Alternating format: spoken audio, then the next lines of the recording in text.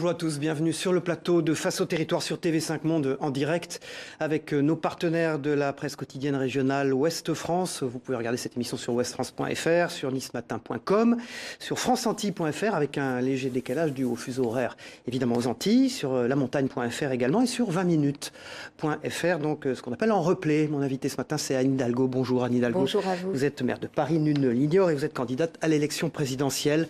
L'actualité c'est en Ukraine avec une opération militaire là-bas, explosion dans plusieurs grandes villes. Les bourses européennes s'effondrent actuellement. Alors la question, c'est votre réaction bien sûr à cette intervention militaire en Ukraine, mais également une deuxième question, car sans véritable expérience internationale, sans vous faire offense, comment une candidate comme vous, Anne Hidalgo, va appréhender cette campagne? Est-ce qu'il n'y a pas un véritable tournant? Est-ce que vous pouvez exister? Comment pouvez-vous être audible et surtout face au président sortant, s'il est candidat, je pense qu'il le sera, comment vous pouvez exister? D'abord peut-être toute la situation en Ukraine, la condamnation ferme que j'ai fait dès hier de l'attitude du président Poutine, qui est responsable de cette situation, de cette escalade. Il en porte l'entière responsabilité, je tiens à le dire ici. Et bien sûr que face à cette situation, il faut de l'unité européenne et de l'unité nationale. Vous avez raison, cette guerre en Europe est une donnée nouvelle, une donnée grave, dramatique d'ailleurs, qui amène aussi dans cette campagne à se positionner par rapport à cet enjeu européen et international. J'ai une expérience internationale. Laquelle? Et je suis sans doute une de celles parmi les candidats et les candidates qui est la plus grande expérience à l'international. Mais est-ce que de recevoir les dignitaires étrangers à la mairie de Paris, est-ce suffisant? Et ça n'est pas exactement ce que j'ai fait. Je ne me suis pas contentée de cela. Je me suis très très largement investie dans la diplomatie internationale, la diplomatie des villes, reconnue d'ailleurs par toutes les instances internationales, que ce soit l'ONU, l'OCDE, donc j'ai été une des ambassadrices. Donc les questions internationales, je suis une des rares à les connaître et à les avoir pratiquées et avoir pu rencontrer tous les chefs d'État et la géopolitique et le militaire aussi, parce que justement, vous savez, s'il y a un avantage à être maire de Paris, c'est justement qu'on a un positionnement qui, sur ces questions militaires, géostratégiques, fait que j'ai une connaissance très précise des questions de défense et des questions géopolitiques. Deuxièmement, quand même, que doit faire aujourd'hui l'Europe face à cette guerre qui vient d'être déclarée vis-à-vis de l'Ukraine, un pays allié? Je pense que la question qui est posée là, maintenant, sur la table, est celle d'aider, d'accompagner l'Ukraine dans l'armement qui doit être le sien. Poutine ne connaît que le rapport de force. Si on veut la paix, il faut bien sûr donner les moyens à l'Ukraine de pouvoir se défendre. Ça, c'est la première position que je défendrai au niveau européen. Enfin, je tiens à vous dire aussi, parce que cette guerre en Europe va avoir des conséquences, vous l'avez dit, l'effondrement des bourses, des marchés mondiaux et européens. Je sais qu'il va y avoir, si la menace d'embargo sur le gaz est mise à exécution par Poutine, qu'il y aura des conséquences aussi sur le pouvoir d'achat des Français. Je demande au gouvernement d'anticiper, au gouvernement français d'anticiper et de prévoir là aussi un blocage des prix qui fasse que cette guerre n'ait pas d'autres conséquences. Un blocage des prix ce matin. Voilà. Et surtout, je le redis, qu'il y ait une unité. La campagne ne va pas pouvoir se tenir exactement dans les mêmes conditions. Je suis heureuse d'avoir vu que certains candidats, je pense à l'extrême droite et je pense aussi à Jean-Luc Mélenchon, qui, il y a 2 jours, condamnait l'OTAN, condamne aujourd'hui cette guerre enclenchée par Poutine. C'est très bien, mais je pense qu'il vaut mieux, là, maintenant, créer une véritable unité pour aller vers la défense de nos amis ukrainiens, mais aussi, évidemment, de l'Europe et de l'Europe de la défense. C'est Anne Hidalgo, la maire de Paris, candidate à l'élection présidentielle, qui est notre invitée ce matin sur Face au territoire. Voici François-Xavier Lefranc de Ouest France dans un instant.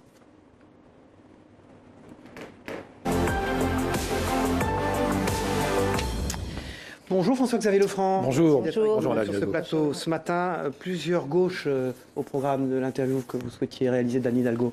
Oui, bonjour Madame Hidalgo. Bonjour. Alors, il y a beaucoup de candidats de gauche. La gauche donne l'image d'un monde vraiment éclaté. Est-ce que la notion d'union de la gauche, qui est une notion ancienne, a encore du sens aujourd'hui quand on voit qu'il y a tant de différences sur tant de sujets entre tous les candidats qui se réclament de gauche? C'est quoi être de gauche aujourd'hui? Bien sûr que la gauche est aujourd'hui éclatée, que vous avez une gauche, Jean-Luc Mélenchon, une extrême gauche qui considère que son principal objectif c'est de tuer la gauche de gouvernement, celle que je représente, qui est dans cette obsession depuis très longtemps, et paradoxalement pour quelqu'un quand même comme Jean-Luc Mélenchon qui a été largement nourri au mandat de cette gauche de gouvernement. Et puis il y a aussi bien sûr des alliés, des partenaires avec lesquels nous avons des différences mais avec lesquels nous gouvernons. Je pense évidemment aux Verts, je pense aussi à nos alliés communistes avec lesquels nous gouvernons notamment, c'est le cas à Paris mais dans beaucoup d'autres collectivités. Qu'est-ce que nous devons proposer aujourd'hui et sur quoi nous pouvons réunir les Français, bien au-delà de la gauche, puisque moi la gauche que j'incarne c'est cette gauche de responsabilité, de gouvernement, cette gauche qui est capable de réunir les Français depuis le centre jusque effectivement à la gauche. Le pouvoir d'achat, c'est une question centrale. Les pour inégalités, beaucoup de gens aujourd'hui. Beaucoup de gens ont du mal à joindre les deux bouts. Le prix de l'énergie augmente, on en a parlé. Est-ce que la gauche n'a pas cassé le lien avec ces gens-là? Qu'est-ce que on peut dire à des électeurs de gauche très déçus aujourd'hui de voir ce spectacle, qui souffrent dans leur quotidien, qui ont envie d'exprimer des choses, qui parfois n'ont même plus envie de voter? Qu'est-ce qu'on peut faire pour leur faire comprendre que dans cette campagne, il y a peut-être des idées intéressantes? Et comment surtout leur faire comprendre qu'il y a un tel éclatement à gauche? Surtout leur faire comprendre que s'ils votent à droite, à l'extrême droite, et s'ils votent pour Emmanuel Macron, qui est de droite, leur situation en termes de pouvoir d'achat ne va pas s'améliorer, puisque cette situation qu'ils connaissent, et notamment ces 5 dernières années, ont été 5 années pendant lesquelles les inégalités ont beaucoup progressé dans notre pays, les salaires ont stagné, et les revenus des plus riches, des plus fortunés ont continué à augmenter. Donc bien sûr que si on continue à se dire le problème c'est l'union de la gauche, sans regarder les propositions des candidats. Les propositions que je fais, c'est quoi? C'est de dire oui, il y a un problème d'inégalité, il y a un problème de salaire trop faible. Donc qu'est-ce qu'on fait? Et ça, c'est ce que d'ailleurs la gauche a toujours fait quand elle est arrivée au gouvernement. D'abord, augmenter les salaires, augmenter le SMIC et de 15%, ça veut dire 200 euros par mois. Et puis faire des négociations, parce que je crois à la négociation, je crois au dialogue social, des négociations dans toutes les branches, dans les entreprises, pour rehausser le niveau de salaire. Parce que la question du pouvoir d'achat, elle se règle d'abord par la question du salaire. Et elle se règle aussi par une redistribution beaucoup plus juste des richesses produites dans le pays. Alors, un peu d'histoire. En 1977, ça ne nous rajeunit pas, le Parti socialiste avait conquis beaucoup de villes. On parlait du socialisme municipal et 4 ans après, François Mitterrand arrivait à l'Élysée. Vous avez voulu asseoir votre campagne sur des maires. Oui, vous avez c'est le cas, d'ailleurs. Un réseau de maires qui travaille avec vous. Comment est-ce que vous allez, dans votre campagne, il reste quelques semaines, là ça va être court, mais il reste quelques semaines, comment est-ce que vous allez poser la question des territoires, la question locale, la question de la proximité, dans un monde compliqué, on le voit avec cette guerre qui démarre ce matin en Europe? D'abord, cette question de la proximité et le rôle des maires qui ont été vraiment en première ligne sur toutes les crises, la crise sanitaire, la crise démocratique, la crise des Gilets jaunes, qui a été là pour organiser les débats? Les maires. Donc les maires et cette proximité est indispensable pour faire respirer notre démocratie et trouver les bonnes solutions à l'échelle locale, des solutions d'emploi, des solutions d'éducation. Donc comment faire? Eh bien, dire aux Françaises et aux Français qu'ils sortent de cette idée qu'il y aurait une fatalité à continuer à foncer dans le mur comme on est en train de le faire, qu'ils prennent leur avenir en main, qu'ils prennent leurs décisions. Bien sûr que la gauche de gouvernement n'est pas parfaite, bien sûr qu'on a fait des bêtises, bien sûr qu'il y a des choses qu'on n'a pas réussies, mais quand même, cette gauche de gouvernement que j'incarne et partout sur les territoires où nous dirigeons, avec mes amis, cette équipe de France des maires, qu'est-ce que nous faisons? Des politiques plus solidaires, des politiques plus actives sur le plan économique et des politiques en faveur de la jeunesse et de l'environnement. Comment est-ce que vous êtes la maire de Paris, dans un pays très centralisé, comment est-ce que vous allez prendre en compte l'extraordinaire diversité des territoires français? Parce que c'est aussi ça, une des chances de la France, cette diversité. Mais comment est-elle prise en compte par vous-même dans cette campagne? D'abord, je connais mon pays. Je ne suis pas née à Paris. Je n'ai pas grandi à Paris. J'ai aussi, comme beaucoup de Parisiens, cette vie, je dirais, des régions que je connais très bien. J'ai grandi à Lyon. J'ai grandi dans un quartier qui s'appelle la Duchère, qui est un quartier de Lyon, un quartier dit difficile. Par ailleurs, vous savez, être maire de Paris, c'est quoi? C'est être maire d'une ville, la capitale de la France, certes, mais qui a conquis sa liberté et qui a conquis son pouvoir, le pouvoir des citoyens de Paris face au pouvoir central. Donc moi, la décentralisation et le fait que les territoires doivent pouvoir porter... Quelle réforme aujourd'hui? Une grande réforme de la décentralisation, évidemment, parce que Emmanuel Macron a été un monarque républicain. Il a décidé de tout seul, tout le temps, y compris pendant la crise sanitaire, et il a infantilisé les Français. Il s'est assis sur tous les corps intermédiaires et sur tous les élus locaux. Donc donner des moyens, donner des moyens à toutes les communes, aux régions, aux départements. Plus de moyens. Pouvoir, bien sûr, parce qu'aujourd'hui, vous savez, l'État ne compense même pas les transferts de compétences qu'il a fait vis-à-vis des départements ou des communes. Et donc, il faut absolument, si on veut une efficacité de l'action publique et des services publics, il faut passer par la proximité. Donc, j'engagerai une très, très grande étape de décentralisation, comme de faire l'avait fait en 82. On va bientôt fêter les 40 ans de la loi de La maire de Paris, candidate à l'élection présidentielle, qui est notre invitée aujourd'hui. Il faut qu'on avance. Anne Hidalgo. Sébastien Grosmaître de Ouest France, François-Xavier Lefranc, a rencontré une jeune fille. Elle s'appelle Morgane Leger. Soyons très pragmatiques. Elle a des difficultés de logement. Oui. Vous lui répondiez vite. Je constate que depuis la crise sanitaire, il devient de plus en plus difficile pour nous de se loger en campagne, suite certainement à la migration des métropoles dans nos campagnes. Et les prix des loyers deviennent exorbitants. Les conditions d'accès au logement locatif sont complètement improbables. Que comptez-vous faire pour changer ça et faciliter l'accès au logement pour les gens comme moi qui ne veulent pas devenir propriétaires ?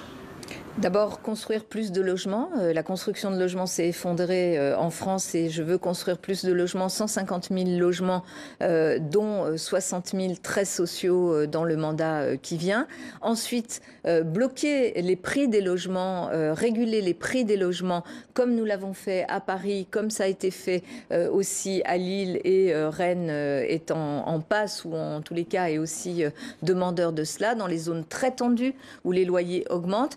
Et enfin, mettre en place aussi ce que j'ai appelé un bouclier logement pour qu'aucun Français n'ait à dépenser plus de 30% de ses revenus en logement. Donc c'est une allocation logement, une sorte d'APL compensatrice que je mets également en place. Et sur la question de ces gens, parce que là, elle n'est pas propriétaire, Absolument, elle cherche là, à louer. C'est compliqué aujourd'hui quand on est jeune, qu'on veut louer. On nous demande énormément de choses. Comment faire pour faciliter l'accès au logement ? Alors, sur le plan financier, bien évidemment, mais aussi sur le plan des démarches. Bien sûr. D'abord, comme je l'ai dit, en créant plus de logements, parce que cet effondrement de l'offre de logement... Ça va prendre du temps, ça. Ça prend du temps, et ça prendra d'autant plus de temps que sous ce quinquennat Macron, ça a été totalement bloqué, et que les maires, y compris les maires bâtisseurs, j'en suis une, n'ont pas pu avancer leur programme de construction. Ensuite, bien sûr qu'il faut aider ces jeunes, je l'ai dit, par la régulation des loyers, et pour les jeunes, je propose deux choses. D'abord, je propose un minimum jeunesse qui aide aussi les jeunes à pouvoir, ceux qui sont en difficulté financière, les étudiants et autres. De combien Pour moi, c'est autour de 500 € par mois et sous condition de ressources, qui permettra à ces jeunes d'avancer. Et ça ne vient pas retirer quoi que ce soit du côté des APL. Il y a ce que j'ai dit sur cette APL compensatrice de bouclier logement que je propose. Et puis, bien sûr, il y a aussi une aide, un capital que je veux proposer à chaque jeune de 18 ans, de 5 000 €, qui peut lui permettre aussi, bien sûr, de porter un projet, mais pourquoi pas de pouvoir aussi faire les démarches, apporter les cautions, les garanties nécessaires lorsqu'il a besoin de se loger pour prendre son autonomie. Anne Hidalgo, c'est une tradition dans cette émission. Dessinateur et collaborateur de Ouest France, Chonu a une question à vous poser sous forme de dessin. On le regarde. Le général de Gaulle a institué le système des parrainages pour empêcher les candidatures fantaisistes à l'élection présidentielle. François Hollande, lui, a levé l'anonymat pour éviter que le diable n'arrive à l'Élysée. Bon, enfin voilà, notre pays traverse une grave crise de la représentation démocratique. L'abstention progresse à chaque élection. Peut-on imaginer, Madame la maire, qu'une candidate ait plus de signatures que d'électeurs. D'abord, vous savez, c'est une règle démocratique qui est ancienne et sur laquelle le Parti socialiste a fait une proposition il y a un an à l'Assemblée qui était de modifier cette règle. Il était proposé 250 parrainages et il était proposé aussi qu'il puisse y avoir 150 000 électeurs qui soutiennent une candidature, ce qui me paraissait une très bonne règle. Ça a été refusé par le gouvernement actuel. Donc c'est très bien, une semaine avant la fin des parrainages, de se poser la question et de crier au scandale démocratique. Vous savez, franchement, le coup nous est fait à chaque élection. Et on va être encore les idiots utiles de ceux qui nous font ce coup-là si on n'est pas foutu, pardon, mais de recueillir 500 signatures sur 42 000 personnes qui donnent ces signatures, alors c'est qu'il y a un problème. Je l'ai, et heureusement que je les ai. Et ça veut dire quoi? Ça veut dire qu'il y a un enracinement, ça veut dire qu'il y a un ancrage. Les élus qui donnent leur parrainage, qu'est-ce qu'ils font? Ils prennent une responsabilité politique et devant leurs électeurs. Vous croyez que ça, c'est un acte qu'on peut balayer du revers d'une main en disant c'est pas démocratique? C'est pas démocratique d'avoir des maires qui sont là, qui s'engagent et qui acceptent, parce qu'ils ne sont pas dans l'anonymat, de défendre une position, y compris pour le pays. Qu'on arrête, franchement, on nous refait le coup systématiquement. Et puis, moi, je veux empêcher personne d'avoir ces parrainages. Je ne veux empêcher personne d'avoir ces parrainages, mais je ne crois pas que la démocratie souffre de ne pas avoir quelqu'un condamné pour racisme et qui tient des propos négationnistes toute la journée sur les ondes. Il y a peut-être un petit problème démocratique à laisser ce type de paroles se diffuser comme elles se diffusent aujourd'hui. La une de Ouest France, François-Xavier Lefranc. La une de Ouest France, eh bien, c'est l'Ukraine. Et l'Ukraine, ça veut dire ce matin la guerre en Europe, c'est quand même ça. Et puis la question aussi du prix de l'énergie, parce que ce sera un des sujets forts de cette campagne. C'est quelque chose qui pèse évidemment dans le budget des ménages. Voilà, le marché de l'énergie restera tendu. Merci François-Xavier Lefranc de Ouest France. Dans un instant, Denis Caro, Denis ce matin sur ce plateau. Bonjour Denis Caro, merci d'être avec nous. Bonjour. Dans un instant. Bonjour Anne Hidalgo. Bonjour. Vous interviewerez Anne Hidalgo à mes côtés. Tout de suite, on se rend aux Antilles. Anne Hidalgo, Cyril Boutier, qui est directeur éditorial de France Antilles, notre partenaire dans cette émission, a une question à vous poser depuis Fort-de-France. On l'écoute. Bonjour Anne Hidalgo. Lors de votre récent déplacement aux Antilles, vous avez appelé à davantage écouter les territoires qui, vous l'avez dit, connaissent leurs forces et leurs faiblesses. Alors si vous êtes élu présidente de la République, quelle sera votre première mesure, votre mesure phare en faveur des Outre-mer ? Je l'ai dit, les Outre-mer aujourd'hui souffrent vraiment d'un retard d'accompagnement. La première mesure, c'est soutenir l'école et soutenir l'hôpital. Réparer l'école et l'hôpital, permettre aussi à nos compatriotes des Outre-mer, de Martinique et de Guadeloupe, qui ont été contaminés par le chlordécone, de pouvoir bénéficier de tous les soins gratuits, y compris pour le dépistage. Et puis engager aussi, sur la question notamment des sargasses, une politique qui permette notamment à nos compatriotes des Outre-mer de ne pas souffrir d'un nouveau scandale environnemental et sanitaire. Voilà, les sargasses, ce sont ces algues qui, bien entendu, polluent et causent un problème sur la santé. L'Hexagone ne fait pas grand-chose. Denis Caro. Anne Hidalgo, une bonne nouvelle pour commencer. 8 jeunes sur 10 envisagent d'aller voter. Absolument. Selon un sondage Soprasteria pour la FAGE qui a été publié hier. Ce qui est plus préoccupant, c'est que les 2/3 de ces jeunes considèrent que les politiques ne s'intéressent pas à leurs préoccupations. Alors, vous êtes, et les politiques sont déconnectés des jeunes.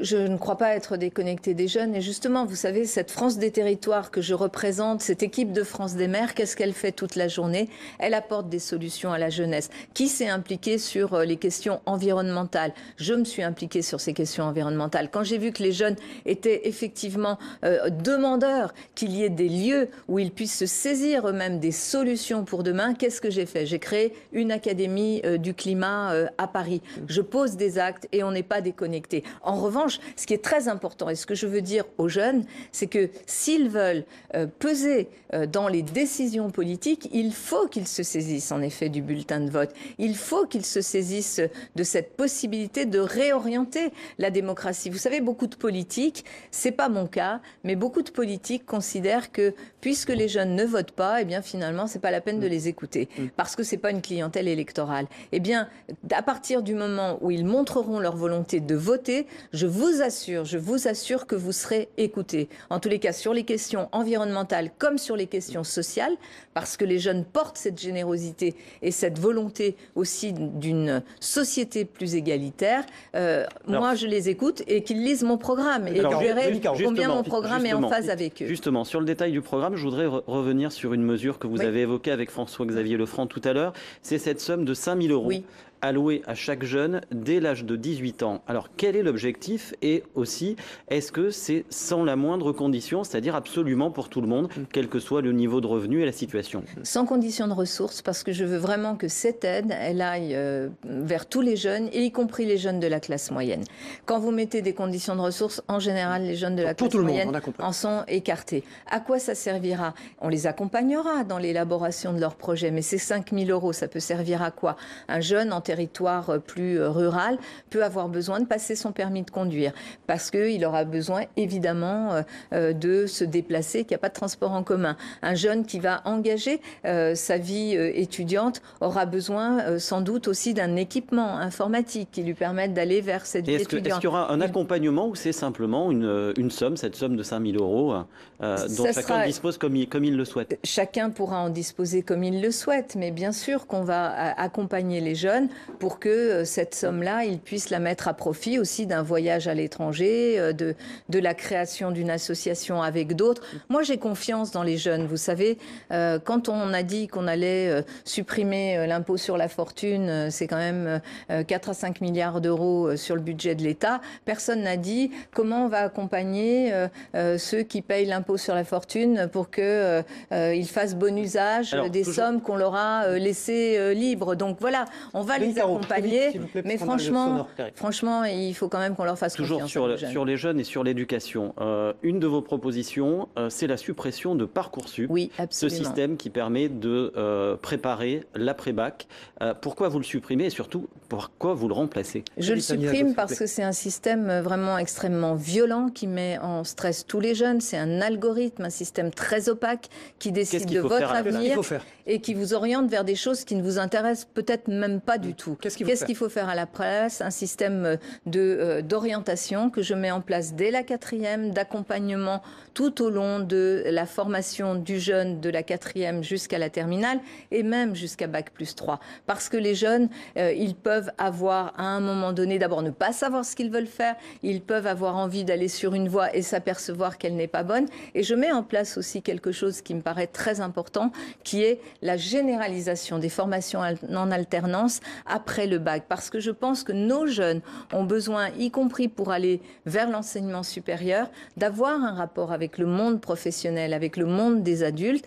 Et plutôt que d'avoir un petit boulot qui n'a rien à voir avec son diplôme, et qui souvent d'ailleurs va venir contredire... Être davantage dans le concret, dans l'entreprise. Aussi dans le concret. Des apprentissages théoriques, indispensables, mais aussi d'être beaucoup plus dans le concret. Nice Matin, Anne Hidalgo a rencontré Michel Lautier, qui est maire de Plauzasque, dans les Alpes-Maritimes de Nicaro. Il est chasseur. Il a une question pour vous. Très bien.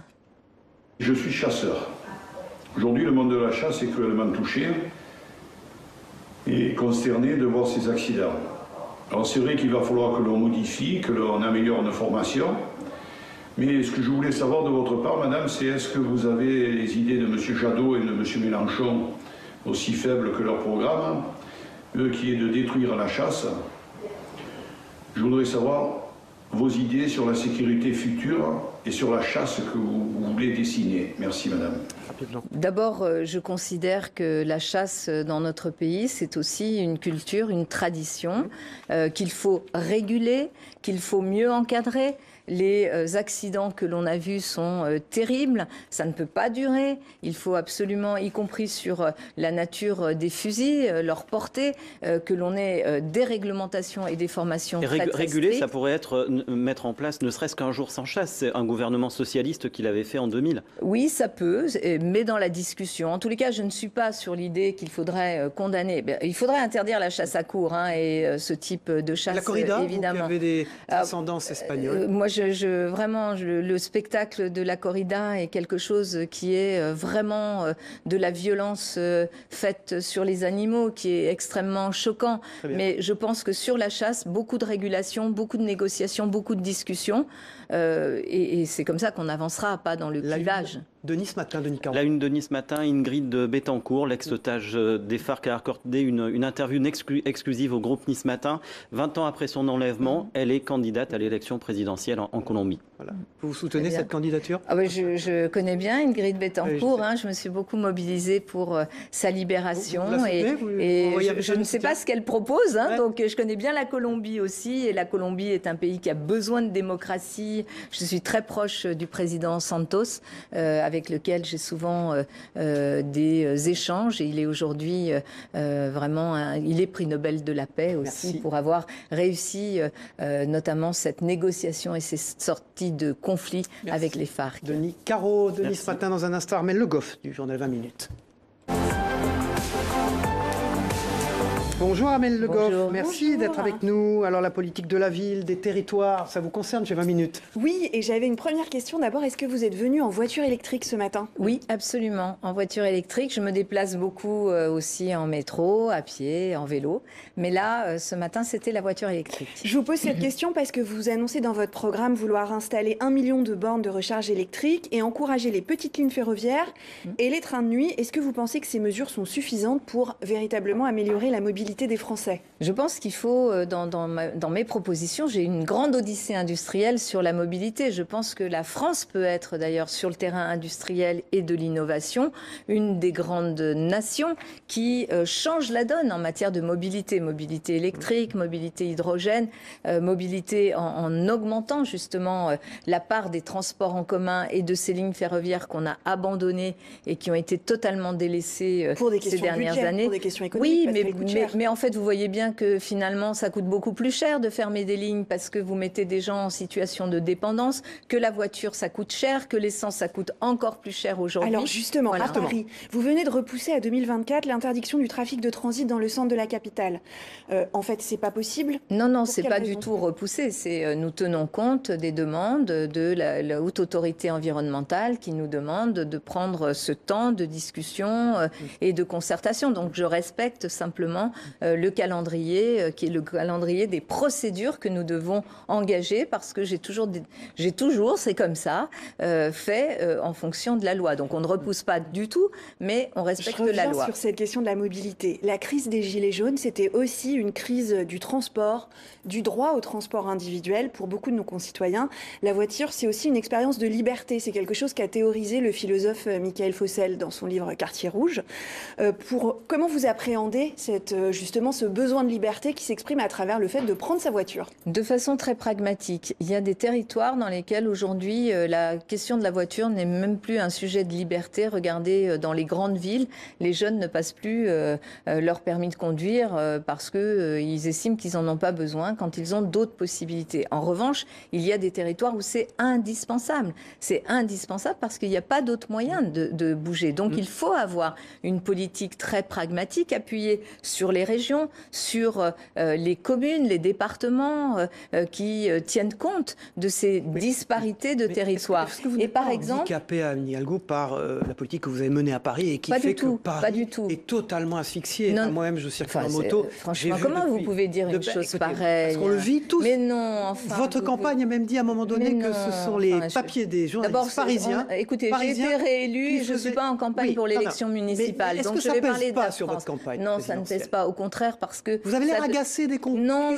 simplement... Parle de ça. Je ne suis pas du tout agacée, simplement... Il y a un problème, vous le reconnaissez? Non, d'abord... Vous ne reconnaissez aucun problème de circulation à Paris? Écoutez, j'ai été réélue. Peut-être que ça vous a échappé, et je ne suis pas en candidate à l'élection de la mairie de Paris. Donc je parle aux Françaises et aux Français.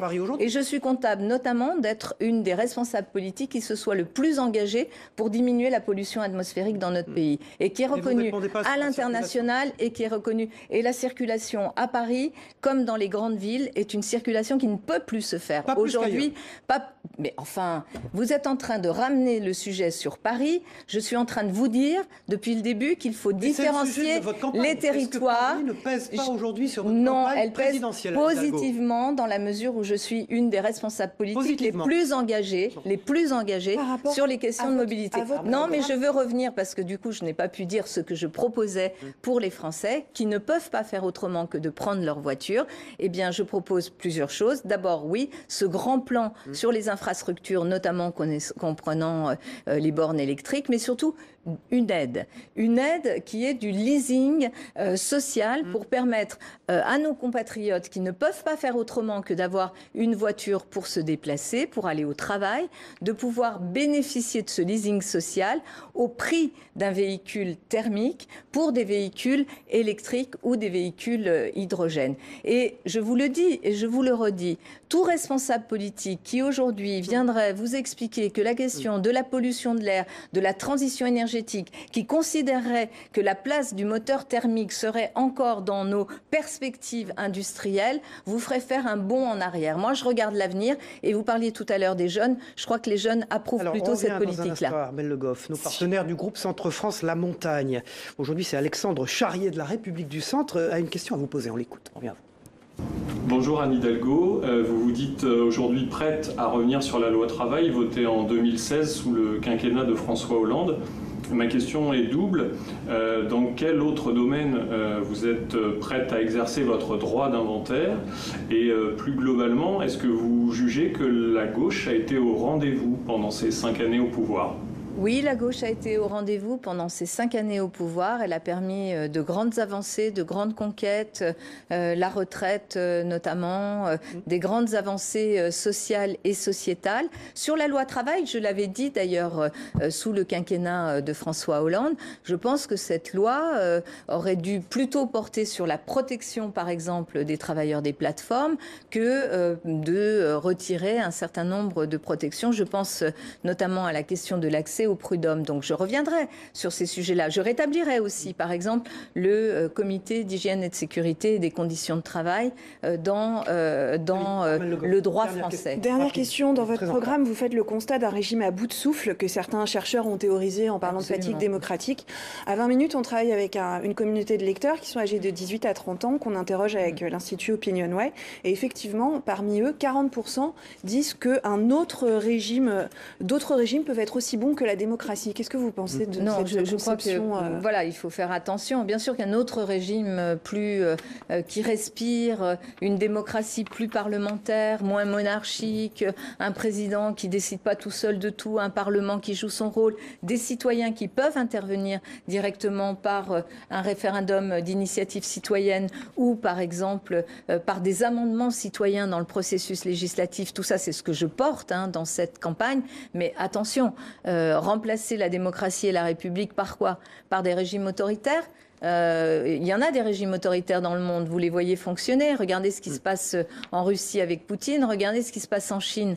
Non, en dehors de la démocratie, qui est sans doute très imparfaite, il n'y a pas de régime qui permette de vivre ensemble et de vivre ensemble dans la paix et dans le respect de nos différences. La une de 20 minutes. La une de 20 minutes, justement, c'est sur l'actualité qu'on vit avec la Russie, avec les sanctions et les conséquences pour les entreprises françaises. Et puis, il y a une interview de la chanteuse Fishback qui sort un album ce vendredi. Voilà, merci Armelle Le Goff, directrice de la rédaction de 20 minutes. Dans un instant, Démette Korkmaz de TV5 monte sur ce plateau. Bonjour Démette. Bonjour. On revient sur l'Ukraine, bien sûr. Bonjour. Oui, on revient sur l'Ukraine. Vous avez parlé d'unité des Européens, une nécessité. Vous avez parlé aussi de la nécessité d'aider l'Ukraine militairement. Mais au-delà de ça, concrètement, qu'est-ce que vous proposez ? Déjà, c'est une proposition, puisque mais c'est une proposition, sur la ça table... veut dire des envois d'hommes sur place, au sol? Est-ce que ça veut dire des armes offensives, défensives? Militairement l'Ukraine, ça veut dire aider l'Ukraine à avoir un armement qui lui permette de se défendre. Et cette décision-là, elle doit pouvoir être prise au niveau européen, à 27.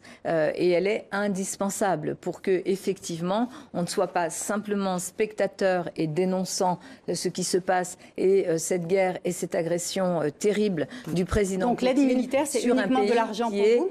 c'est de l'argent, c'est des armes. Des armes défensives, offensives qui doivent permettre, bien sûr, à l'Ukraine de se défendre. Et la deuxième chose, c'est, vous voyez bien, si on en est là, et c'est un sujet majeur, à la fois, je pense, de tournant dans notre campagne présidentielle, mais aussi un sujet majeur pour l'Europe, évidemment, il faut, ce qui manque aujourd'hui à l'Europe, c'est cette Europe de la défense. Et moi, je fais partie de ces candidats pro-européens qui veulent que cette Europe de la défense se construise. Comment Qu'est-ce que vous suggérez? Comment ça se construit? D'abord en respectant ses partenaires, en travaillant avec ses partenaires, en faisant une avancée. Je pense qu'aujourd'hui, l'Allemagne est prête à cela. Et dans le rapport entre la France et l'Allemagne, il y a cette possibilité. Et d'autres pays autour de nous qui sont prêts à avancer. On n'aura pas de propositions concrètes. Oh non. On va passer maintenant. Non, je ne peux pas vous laisser dire ça. Non, parce que c'est très vague et c'est ça le souci aujourd'hui, c'est d'avoir un discours qui est vague sur des sujets aussi graves. Non, je ne peux pas du tout vous laisser dire ça. Vous savez quels sont les effectifs de la Russie, par exemple? Vous savez quels sont les effectifs des États membres de l'Union européenne? Si vous faites les questions et les réponses, c'est très bien, mais je ne peux pas vous laisser dire ça. C'est quand même pas normal de dire ça.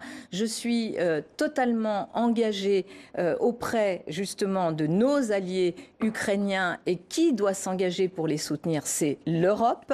L'Europe doit s'engager comment? En fournissant les armes. Ça, c'est un pas supplémentaire par rapport à ce qui a été dit jusqu'à présent. Fournir les armes permettant à l'Ukraine de pouvoir se défendre. Il faut mettre cette pression sur Vladimir Poutine et notamment mettre la pression aussi à partir des sanctions économiques.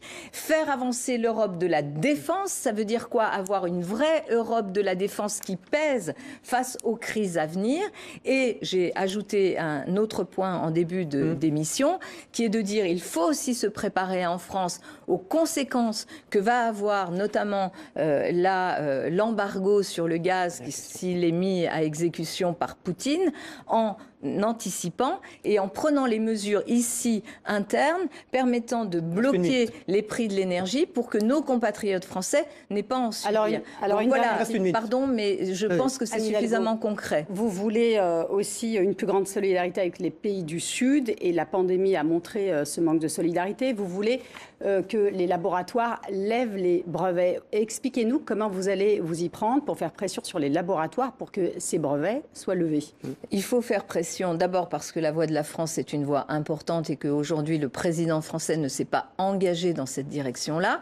Faire pression avec les instances internationales, les autorités internationales, je pense à l'ONU qui est exactement dans cette même idée-là. C'est l'OMC qui est compétente. C'est l'OMC qui est compétente, mais l'ONU joue un rôle et aussi un rôle... si l'ONU n'a pas de rôle dans la parole qu'elle porte pour les brevets, Madame Hidalgo, c'est l'OMC. Et comment on lève les brevets? Écoutez, chère Madame, l'ONU, pour moi, a un rôle. Les 164 pays de l'OMC. L'OCDE a aussi un rôle de pression vis-à-vis de l'OMC. Et je crois que la France doit tenir et aussi réunir l'ensemble des fabricants de médicaments. Comment vous croyez qu'on a réussi à avancer, par exemple, sur la question du sida et de la levée des brevets du sida? Comment vous croyez qu'on a avancé sur ce domaine-là? À l'époque, c'était le président Lula qui a pris une décision au Brésil de lever les brevets et de pouvoir développer complètement les médicaments vers sa population. Et ça a fait bouger quoi? Ça a fait bouger l'ensemble des pays de la planète à travers une instance qui s'appelle l'ONU-SIDA. Donc vous voyez, c'est pas aussi simple que de dire tout ça ne sert à rien. Agir, parler et agir, parler à l'échelle internationale, ça aboutit. Ça aboutit notamment en matière de sida. Merci Anne Hidalgo. Sur les médicaments. Patrice Carmouze, qui est le directeur de l'information de notre partenaire TV78 dans les Yvelines, a une question politique à vous poser. On l'écoute pour conclure. Chère Anne Hidalgo, je vous l'avoue, je souffre pour vous. Si votre score avoisine les 5%, un peu plus, un peu moins, ce n'est pas seulement votre image qui sera écornée, c'est celle de la capitale qui sera abîmée. Et vous ne pourrez plus rester maire de Paris. Alors, je vous pose la question, qu'est-ce que vous êtes allé faire dans cette galère ? Est-ce que vous pensez ça de temps en temps? Vous êtes très très gentil de prendre soin de moi. En fait, Est-ce que vous savez, pensez ça de temps en temps, personnellement? non, absolument pas. Ce n'est pas. Vous savez, je suis une femme politique, une responsable politique. Quand on est un responsable politique, on s'engage. On s'engage à quoi? À faire bouger les choses, à porter ses convictions. Et je le fais. Pourquoi? Parce que je pense que notre pays a besoin d'une voix et d'action aussi de gauche, de cette gauche républicaine, de cette gauche de gouvernement, et que notre pays ne serait pas tout à fait le même s'il n'avait pas cette parole et cette action. Merci. Donc, merci, je me porte bien Dernière et je question. continue. Tout le monde se pose la question. Quels sont vos rapports avec Bertrand Delanoë, dont vous savez, des premières adjointes? J'ai pas, voilà, c'est quelqu'un pour lequel j'ai un immense respect. Vous n'êtes pas fâché? Personnellement, non. Lui peut l'être. Je n'en sais rien. Et vous savez, c'est pas le sujet d'une émission de télévision. Du tout? Non. De savoir comment, vous qui avez été sa première adjointe, eh bien, il vous perçoit aujourd'hui? Moi, je On l'a le pas entendu dans perçois votre campagne. comme quelqu'un que j'admire, pour lequel j'ai énormément d'affection et de respect. Voilà, je peux vous parler de mon point de vue. Voilà. Merci. Vous vivez une campagne dure pour vous-même? Non, Anne Hidalgo. je vis une campagne très engagée dans laquelle je pense que notre pays subit tellement de crises, une crise écologique, une crise économique et une crise démocratique, qu'il faut qu'il y ait des voix fortes et solides. Je suis une femme solide, une femme forte qui porte cette voix pour servir mon pays. Merci. Merci Anne à Hidalgo, maire de Paris, candidate à l'élection présidentielle. Merci Demet Korkmaz. On se retrouve jeudi prochain sur TV5 Monde pour Face au territoire. Les programmes continuent sur la chaîne. Au revoir à tous.